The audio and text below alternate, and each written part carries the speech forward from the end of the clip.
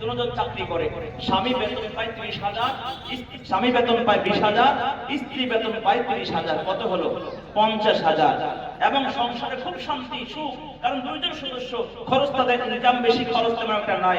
এখন চোরার নজর পড়ছে এই করে, চোর চোর চোর চিন্তা করছে এই দুইজন মানুষ চাকরি করে, খরচ তো তেমন একটা নাই, এই ঘরে যদি চুরি করা যায় তাহলে মোটা অঙ্কের দান মারা যাবে। এই জন্য চোরা চিন্তা করে রাতের বেলায় খুন্তি কুড়াল নিয়ে এসেছে, মাটি কেটে ছিদ্র করে গর্ত করে ভিতরে ঢুকিয়ে দেখে কি বলে আপনার অঞ্চল শীত কাটা, তাই না? আমাদের এলাকায় শীত কাটাই বলে।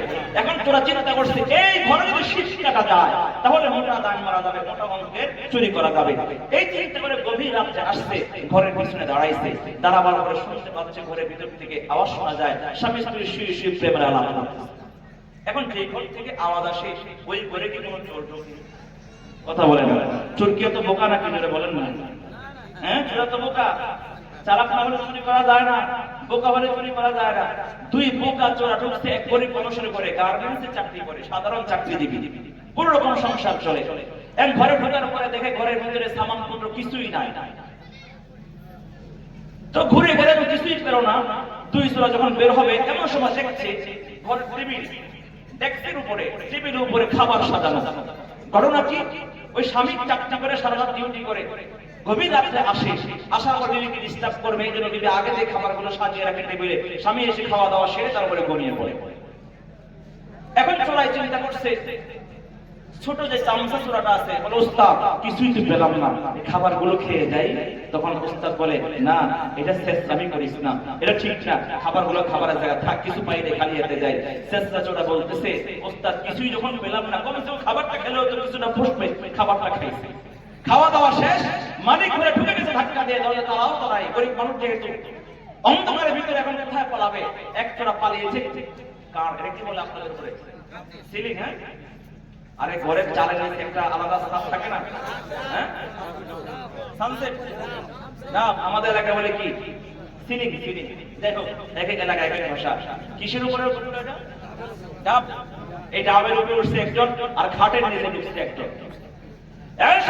ঘরে ঢুকে টেবিলের মধ্যে খাবার খাবে, দেখে খাবার নাই, ডাকতেছে বিবি তো ঘুমে, হঠাৎ করে ধাক্কা খেল, ঘুম ভেঙে গেল, কম্বলে ভেতর থেকে মাথা তুলে বলে কি হবে, চিল্লাও কেন? খাবার কোথায়? টেবিলে সাজা রাখছে, দেখো না চোখে চোখে। কই নাই তো, আমি তো রাখছি, নাই তো। কি বলে এগুলা? তুমি জানো আর তোমার উপরওয়ালা জানে। উপরে সূরা অবস্থা, শুধু উপরওয়ালা না, নিচের ওয়ালাও জানে। ধরা খাইছি। চালাক না হলে কি করা যায় না, চুরিও করা যায় না। এবং ওই চোরা তো চালাক ছিল, ওই চোরা চিন্তা করতেছে যে এখন ঘরে আওয়াজ শোনা যাচ্ছে, বুঝে গেল তারা জাগ্রত, এখন ঢুকে যাবে না, ঢুকলে মার খেতে হবে। চলে গেছে। একদিন, দুই দিন, তিন দিন, প্রতিদিন যখনই আসে এই স্বামী স্ত্রীর শুয়ে আলাপ করে। কারণ যখন স্বামী স্ত্রীর মধ্যে বন্ডিং ভালো হয়, মহাব্বত বেশি হয়, প্রেম প্রীতি থাকে, তখন তারা শুয়ে গল্প করে। বর্তমান যুগে তো সেই গল্প আর নাই। এখন প্রেম প্রীতির গল্প সব ভিন্ন নারীর সঙ্গে, ভিন্ন পুরুষের সঙ্গে, আর নিজের স্বামীর সাথে স্ত্রীর সঙ্গে শুধু ঝগড়া লেগে থাকে। ঠিক কিনা ধরে বলেন? এখন একদিন, দুই দিন, কয়েকদিন অপেক্ষা করার পরে একদিন গভীর রাতে আসছে, এসে দেখে আজকেও ঘরের ভিতরে আলাপ হচ্ছে, আওয়াজ হচ্ছে, তবে আজকের আওয়াজটা একটু উচ্চ আওয়াজ, মানে আজকের প্রেমের আলাপ না। স্বামী স্ত্রী দুজন ঝগড়া করতেছে। কি নিয়ে ঝগড়া করছে? চোরা বাহির থেকে শুনছে। এই কি হয়েছে ভাই? হ্যাঁ, সমস্যা শেষ করে দেবো? আমি কিন্তু ডিস্টার্ব করে শেষ করে দেবো, ডিস্টার্ব করবেন না। যদি কোনো সমস্যা হয় ইশারায় কথা বলবেন না, কথা আবার আসবে আমার কথা হয়ে যায়। বলছিলাম আপনাদের কষ্ট হচ্ছে, কষ্ট হচ্ছে আপনাদের?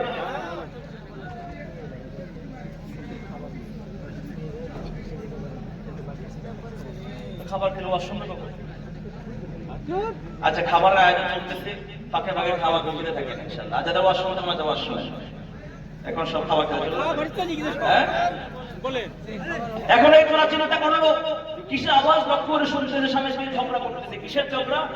স্বামী বলতেছে এই বিবি মশারে টানায় দাও। স্ত্রী বলে পারবো না। স্বামী বলছে তোমার তো সাহস কম না, আমার কথার উপরে কথা বলছো।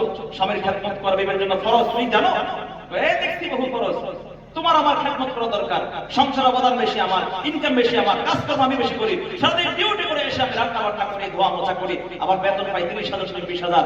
সংসার অবদান বেশি আমার, আমার খেদমত তোমার করার কথা। এমন প্যারাবিলি আসছিলাম না, কথা বলে না। শেষ পর্যন্ত চুক্তি হলো, ঠিক আছে তুমিও করবা আমিও করবো, একটা চুক্তি হয়ে যায়। বলে কি, এখন থেকে আমরা চুপ হয়ে যাবো, ঠোঁট বন্ধ, আওয়াজ করবো না, যে সবার আগে মুখ খুলবে সে মশারি টানাবে। এই চুক্তিতে হয়ে চুপ হয়ে গেল। বাহির থেকে চোরা সব শুনছে, চিন্তা করতেছে এই মগা আর মগি এই যে চুপ থাকার সিদ্ধান্ত নিয়েছে, এই মুহূর্তে ঘরে ঢুকে তাদের সামনে দিয়ে সবকিছু নিয়ে আসলো, এরা মুখ খুলবে না, কথা বলবে না। এই সুযোগে চোরায় চালাকি করে ঘরে ঢুকে গেছে। এখন তাদের সামনে দিয়ে আলমিরা করে সকল দামি কাপড় চোপড় সমস্ত সামান পত্র বস্তায় ঢুকাই দিছে, আর সবাই তাকায় তাকায় দেখতেছে, মুখ খুলে না, মুখ খুললে তো মশাই ধরন লাগবে। সব কাপড় চোপড় ব্যাগে ঢুকাবার পরে আবার আলমিরার ভিতরে যে গহেনার বাক্স, গহেনার বাক্সের মধ্যে হাত দিয়েছি। গহেনার বাক্সতে হাত দেওয়ার সঙ্গে সঙ্গে বিবির চোখ বড় হয়ে গেছে, কারণ নারীরা সব কিছু ছাড়তে রাজি, নিজের গহেনা ছাড়তে রাজি না। গহেনার বাক্স থেকে গলার হাত ঢুকাইল, হাতের বালা চুড়িগুলো ঢুকাইল, তারপরে এভাবে নেকলেসটাও কানের দুল সব কিছু চোরা যখন তার ব্যাগের মধ্যে ঢুকাচ্ছে, শেষ মুহূর্তে হাত দিছে আংটির মধ্যে। বিবি কিন্তু চোখ বড় বড় করে তাকায় আছে। শেষ মুহূর্তে যখন আংটির মধ্যে হাত দিছে, বিবি আর চুপ থাকতে পারে না। বিবি ডাকতে বলে, এটা আমার মায়ের নিশানা। স্বামী বলে, মশারি টানা। মুসলমান বন্ধুরা আমার, স্বামী আর স্ত্রী অল্প সময় মশারি টানাবার কষ্ট সহ্য করার ফলে যদি চুপ থাকার সিদ্ধান্ত গ্রহণ করে, পুরো বিশ্বের সব মুসলমান গুলা যদি সত্য কথা বলার কারণে, যদি সত্য কথা শোনার কারণে যদি কষ্ট হবে, মামলা হবে, হামলা হবে, জুলুম নির্যাতন হবে, অর্থনৈতিক সংকট হবে, সামাজিক চাপ হবে, রাষ্ট্রীয় চাপ হবে, সেই ভয়ে যদি সত্য বলা কথন আর সত্য কথন শোনা ছেড়ে দেয়, ওই কষ্ট সহ্য না করে, তাহলে সেদিন বেশি দূরে নয়, পৃথিবীর একজন মুমিন মুসলমান ঈমান ইসলাম নিয়ে তারা কবরে যেতে পারবে না। ঠিক কিনা জোরে বলেন না? ও মুসলমান বন্ধুরা আমার, এই জন্য প্রকৃত মুসলমান হবে তারা যারা দুনিয়ার জমিনে দুনিয়ার শক্তির পিছনে দৌড়াবে না, সালমান খানের ফ্যাশনের পিছনে দৌড়াবে না, শাহরুখ খানের পিছনে দৌড়াবে না, ক্যাপ্টেন কাইবার অশ্লীল ফ্যাশন নিয়ে দৌড়াবে না, নগ্নতার মধ্যে হারিয়ে যাবে না, স্বাধীনতা জীবনযাপন করবে, মা বোনরা পর্দার জীবনযাপন করবে, মা বোনরা রাস্তায় যখন বের হবে পর্দা করে বের হবে।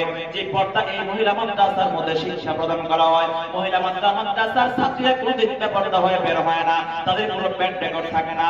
কোনো মানুষ যদি নেককার বিবি বিবাহ করতে চায়, তাহলে অবশ্যই আলেমদের সঙ্গে যোগাযোগ করে বলে, হুজুর আমার জন্য একটা হাফেজা আলেমা মাদ্রাসায় কোনো মেয়ের ব্যবস্থা করে দিন, বিবাহ করতে চায়। কারণ সমস্ত মানুষ জানে, যদি নারীদেরকে নেককার দিনদার মুত্তাকি পরহেজগার সতী সাদী নারী বানাতে হয়, তাহলে এই মহিলা মাদ্রাসার মধ্যে ভর্তি করাতে হয়। জোরে জোরে বলেন ঠিক কিনা? ও মুসলমান বন্ধুরা আমার, তো আফসোস, বেশিরভাগ নারী আজকে খোলামেলা পর্দা চলতে পছন্দ করে, স্বামীর জন্য সাজে না, স্বামীর খেদমত করে না, স্বামীর সঙ্গে ভালো আচরণ করে না, স্বামীর জন্য একটু সাজগোজ করে, সুগন্ধি ব্যবহার করে স্বামীর সামনে যায় না। কিন্তু যখন রাস্তায় বের হয়, মার্কেটে যায়, যখন বিয়ের অনুষ্ঠানে যায়, পার্টিতে যায়, তখন নানা রকম সুন্দরের সাথে সজ্জিত হয়ে নানা রকম সেন্ট ব্যবহার করে রাস্তা দিয়ে যখন হেঁটে যায়, পার্লারে গিয়ে সুন্দর করে প্রোফ্লাগ করে, সুন্দর করে রাস্তার দেহের মধ্যে টেটু আঁকায়। অনেক যুবকেরা অনেক যুবতীরা দেহের মধ্যে টেটু আঁকায়, উল্কি আঁকায়, আঁকায় না জোরে বলেন। নানা রকম করে চুলগুলা কেটে কেটে ছোট করে কাটিং করে, ফ্যাশন করে, পার্লারে গিয়ে প্রোফ্লাগ করে, তাদের মাঝখানে পাকা করে। অনেকে আছে সার্জারি করে, প্লাস্টিক সার্জারি করে, তার বটা চামড়াকে স্ট্রেট করে, চুলকে স্ট্রেট করে। আবার অনেকে আছে নানা রকম কালার করে, তার জামার সঙ্গে ডিজাইনের সঙ্গে কালারের সঙ্গে ম্যাচিং করে কালার করে। অনেকে আছে